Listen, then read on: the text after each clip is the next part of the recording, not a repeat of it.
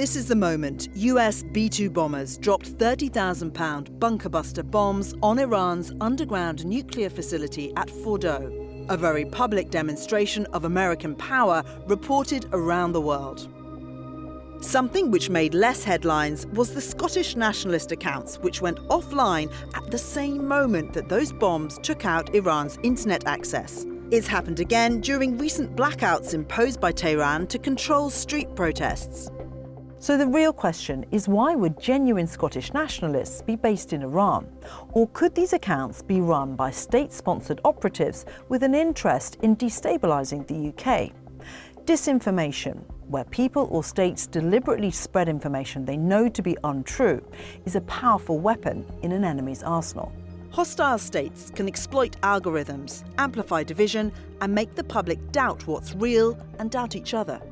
If you want to see what this looks like at scale, look at Moldova, on the edge of Russia's war in Ukraine and a live testbed for influence operations. I would dare to say at an industrial and professional scale, with all you can imagine tactics being used, including deep fakes and cheap fakes and AI-generated content, AI-promoted content, networks of thousands of inauthentic accounts, constantly engaged in promoting lies and fakes. So is the UK facing something similar?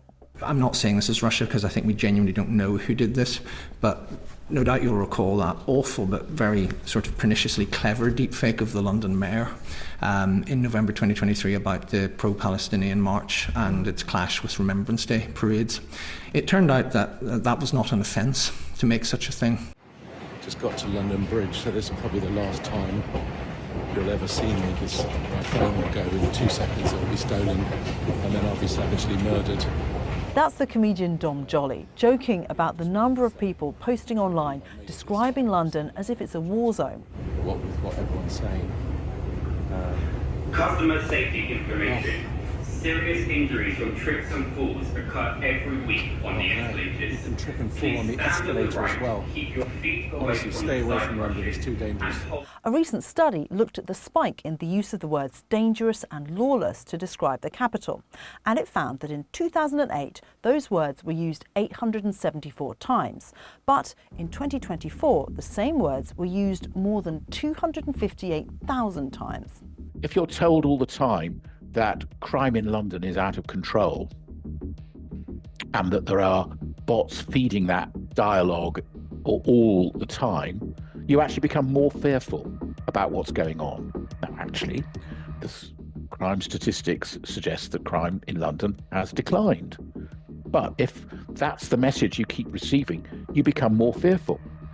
There's no clear evidence to say Russia or another hostile state is responsible for this spike in online negativity, but it would follow a pattern. They understand how to exploit something which already exists in Western society. They didn't create Trump, for instance. They didn't create alt-right movements in Europe, but they're trying to exploit these feelings. Russia took an early interest in the internet. Yevgeny Prigozhin, the now dead and infamous leader of the Wagner mercenary group, set up the Internet Research Agency, employing hundreds of people to post and amplify the Kremlin's message. And the idea was directly to intervene where you have many people talking about issues of the day and attempting to not only shape the way that the news is presented or interpreted by Western audiences, but also to introduce or to exploit points of tension. The Internet Research Agency is widely believed to have played a part in Russian interference in the US presidential elections in 2016. It prompted the Americans to launch their own cyber attack against the agency just 2 years later. These images released by the FBI show Russian military intelligence officers charged with hacking and related conspiracies connected to the election. I think we're pretty comfortable now talking about the 2016 election interference from Russia, and I think disruption is, part of a hostile state's playbook, and those are sadly the really opportune moments in which you can encourage that through mis and disinformation. In the UK, the Army's 77 Brigade is the dedicated unit for rooting out hostile disinformation and conducting its own info ops. The difference between the way that we, in inverted commas, do this and they, in inverted commas, do this is that they're doing it at a scale which is far beyond either the capacity or the interest, frankly, of most Western governments. Voloshin sent a message to you and he says, I've received all promised Xmas gifts and requested 5 more postcards. Enemy disinformation doesn't just rely on faraway troll farms. This is a Met Police video with Nathan Gill, the former leader of the Reform Party in Wales, who was arrested as he tried to board a flight to Russia and later jailed for 10 years after being convicted of accepting bribes in exchange for making public statements supporting Moscow. Gill was arrested in 2021. More recent Russian efforts to distort the narrative have focused on damaging support for Ukraine.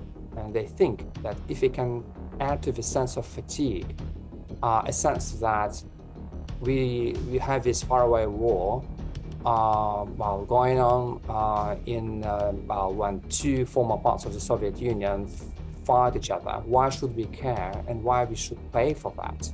This kind of message is exactly what Moscow would love to support. The aim of disinformation is to sow doubt and fuel division, to prise open the gaps in public debate and erode trust. And the people behind it know what they're doing, so it's easier than you might think to get sucked in. So the next time you see a clip which makes you instantly furious, pause, think about where it came from, who benefits. Because in information warfare, your likes, your retweets and your comments are the prize.